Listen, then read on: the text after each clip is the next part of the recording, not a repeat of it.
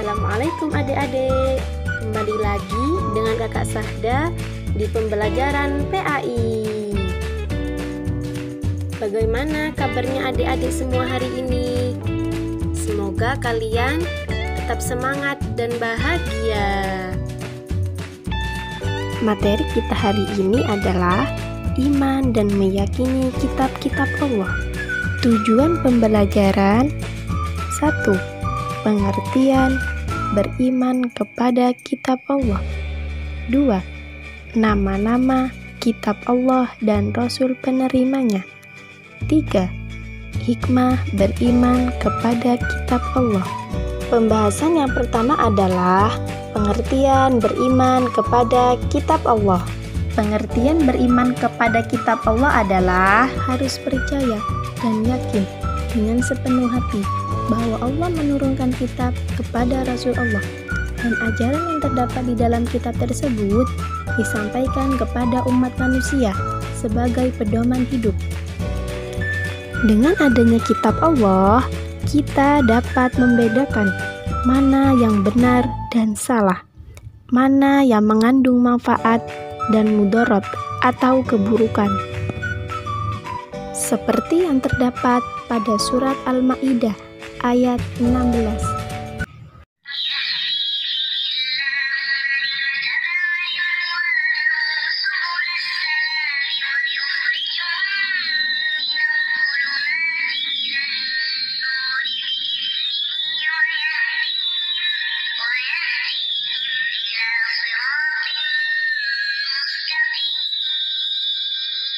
Pembahasan kedua yang akan kita pelajari bersama-sama adalah nama-nama kitab Allah dan Rasul penerimanya. Nama-nama kitab Allah dan Rasul penerimanya ada 4. 4 kitab tersebut yang diturunkan oleh Allah Subhanahu wa Ta'ala ke dunia ini. Dan Allah juga memberikan nama-nama untuk kitab-kitabnya secara berurutan, mulai dari yang pertama hingga akhir. Kitab yang wajib kita yakini adalah Taurat, Zabur, Injil, dan Al-Quran. Kitab yang pertama yang akan kita bahas adalah kitab Taurat. Kitab Taurat diwahyukan oleh Allah Subhanahu wa Ta'ala kepada Nabi Musa. Dan kitab Taurat diperuntukkan sebagai pedoman dan petunjuk hidup bagi kaum Bani Israel agar senantiasa berada di jalan yang benar. Bahasa yang digunakan kitab Taurat adalah bahasa Ibrani. Kitab yang selanjutnya, kitab yang kedua, yakni kitab Zabur. Kitab Zabur diwahyukan oleh Allah Subhanahu wa Ta'ala kepada Nabi Daud untuk bangsa Bani Israel dan umat Yahudi.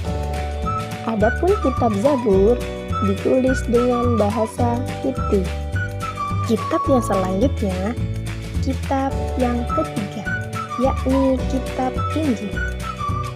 Kitab Injil diwahyukan oleh Allah kepada Nabi Isa.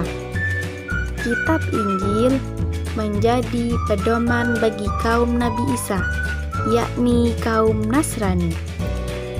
Dan bahasa dari kitab Injil adalah bahasa Suryani.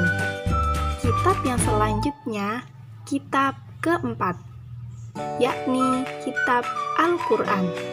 Kitab Al-Quran merupakan kitab yang diwahyukan Allah kepada Nabi dan Rasul yang terakhir, yaitu Nabi besar Muhammad SAW. Kitab Al-Quran diturunkan sebagai penyempurna dan pembenar kitab-kitab sebelumnya. Kitab Al-Quran diturunkan di Gua Hiro. Dan kitab Al-Quran menjadi pedoman untuk umat Islam.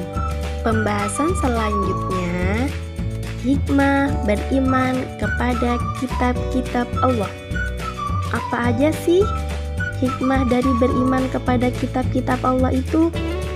Jika kalian tidak tahu, yuk kita bahas. Hikmah yang pertama adalah dapat memberikan petunjuk kepada manusia. mana yang benar dan salah.